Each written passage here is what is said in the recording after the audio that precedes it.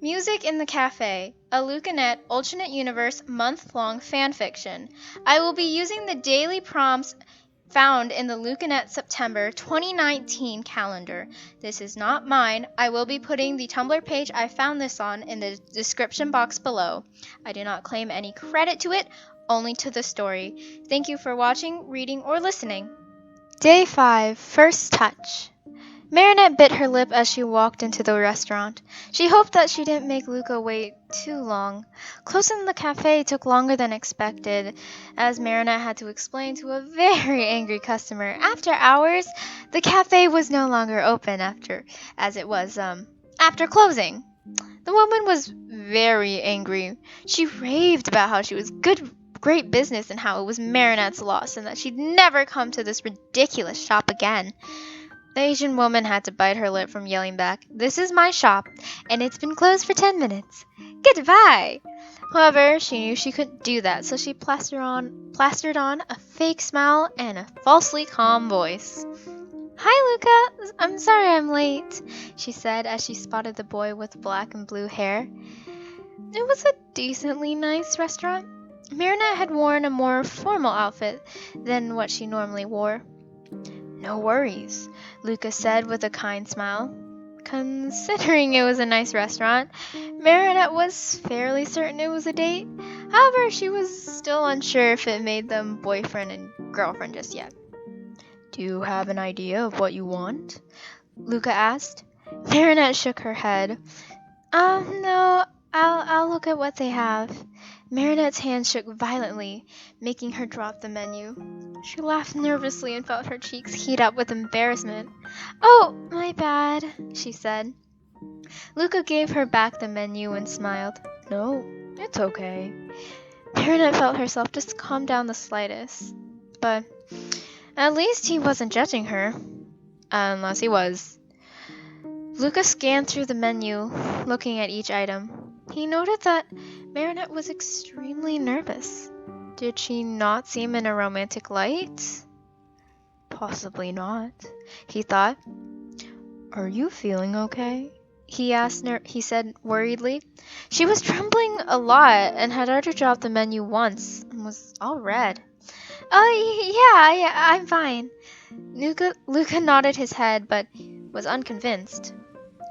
"I don't want to pry, but are you comfortable here? Like, on a date with me?" he asked, biting his lip, worried about what she'd say. "Of course I'm comfortable being on a date with you," she said quickly. It's been so long since I've been on a date, and last time it didn't really go so well. I'm sorry, I'm just nervous." Marinette smiled apologetically. "Oh, no, I get that you're nervous. To be honest, I am too." Marinette laughed. "Does it make me a bad person if I say that makes me feel better?" Luca shook his head. "No, not at all. It just makes you human." Marinette smiled. "I like that. It's not bad, it just means I'm human." Luca smiled at her and took her hand. I think this is moving fast for both of us. Don't you agree?" Marinette nodded her head and Luca continued. "I'm not saying that I don't like you. I just think that both of us might need a little more time to get to know each other before we start dating." Marinette nodded her head and opened her mouth to speak. "Yeah, I do like you, Luca. A lot. And I do want to date you. But right now, I just think both of us are overwhelmed. So maybe we should keep going on these transition dates and hanging out until we get used to a relationship again?" Marinette asked.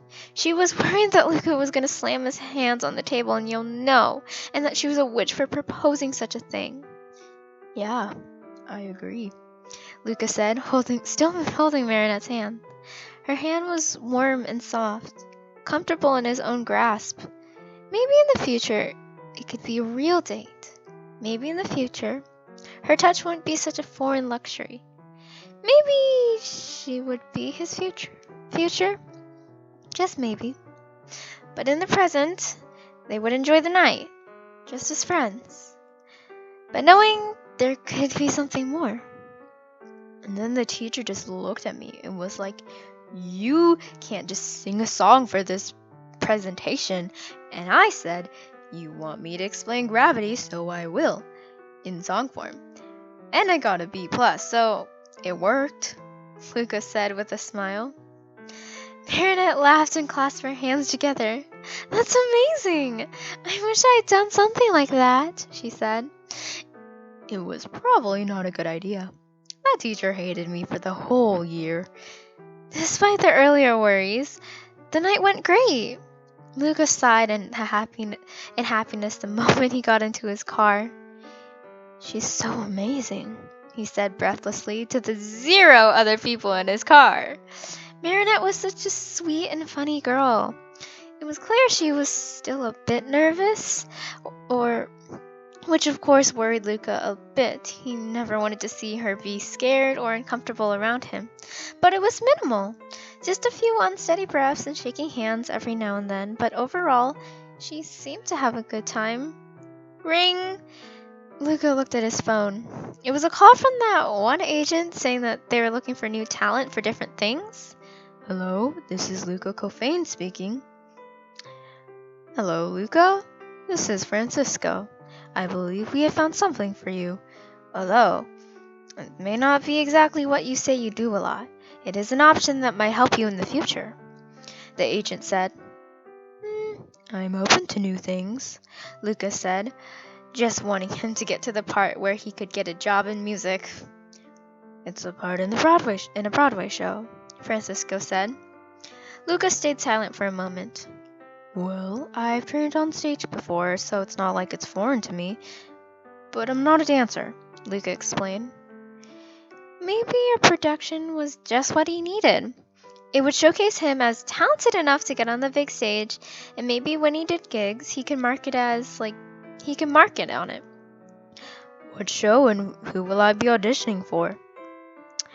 "It's Carl Brunner from the musical Ghost," Francisco said. Luca nodded his head. He knew the movie Ghost, but not the show.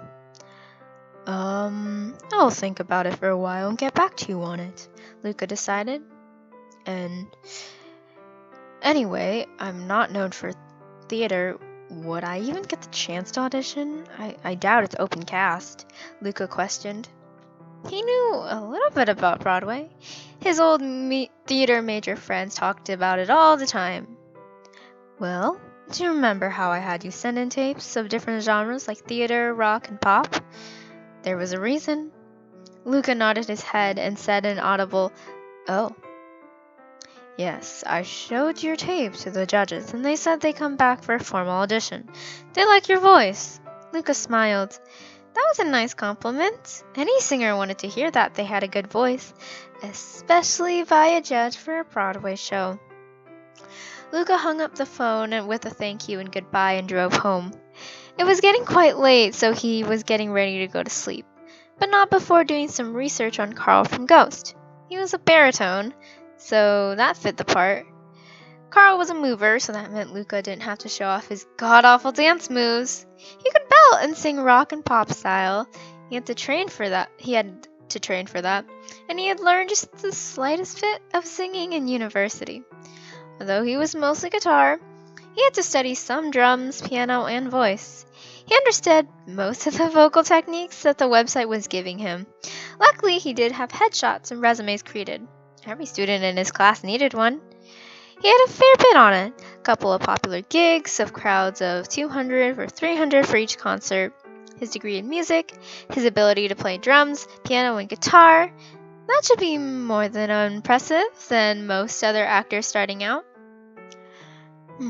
I guess all I need to worry about is the actual acting part, he thought to himself. Acting should be easy enough.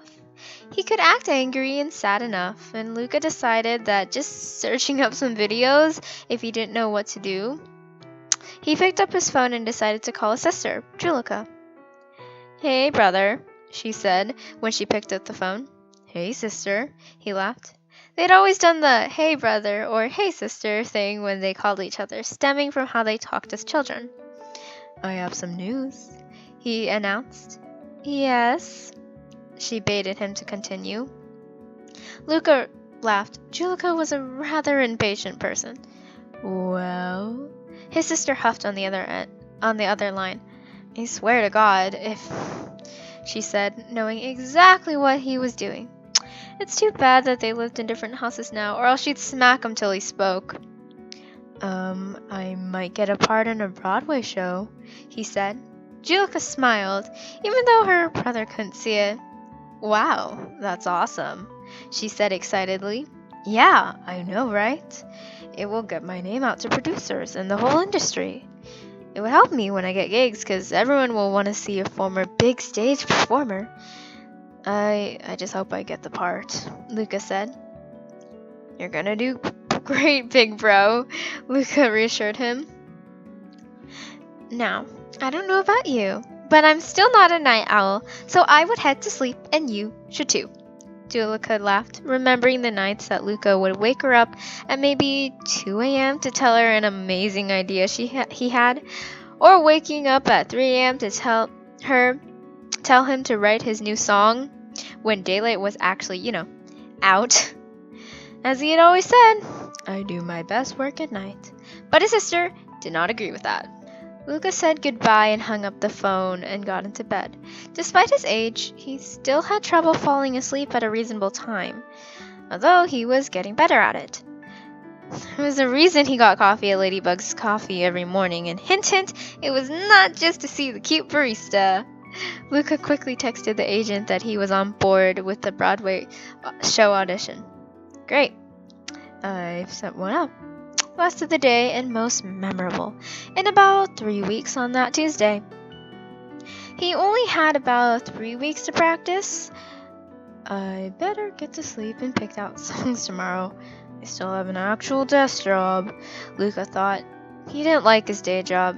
Who really did? It was only to pay the bills and keep him afloat until he made it in music. Hopefully this would be his chance. His first taste. His first touch of the life he'd been waiting to live for years and years. And it was finally happening. If he played his cards right.